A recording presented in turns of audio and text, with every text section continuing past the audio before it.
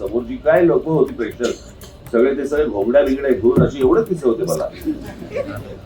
प्रतिमते पाटील दिसायचे ना, मला कधी त्या कबूतर वगैरे काढतील असंच वाटायचं.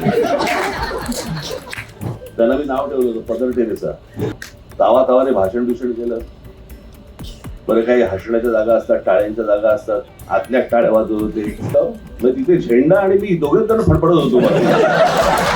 मला काय ना म्हटलं काय सगळे परत का खाली बसले, नंतर पिक्चर आहे ना.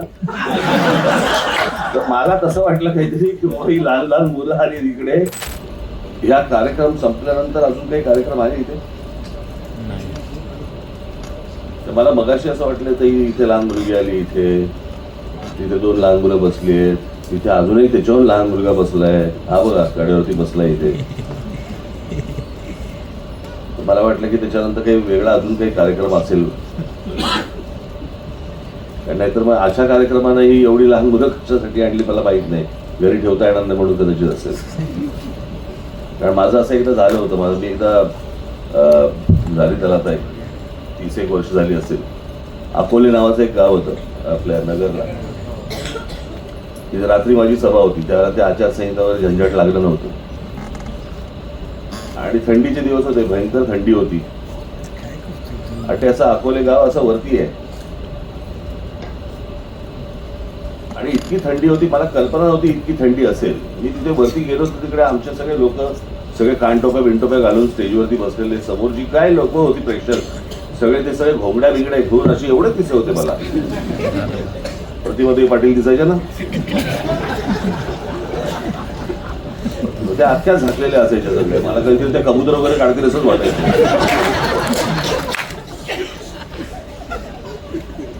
त्यांना मी नाव ठेवलं होतं पदर टेरेसा.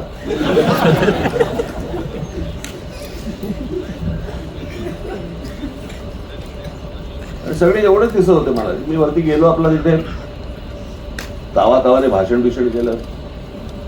बरं काही हसण्याच्या जागा असतात, टाळ्यांच्या जागा असतात, आतल्या टाळ्या वाजवत होते. फार तोंड उघडत नव्हते हसायला.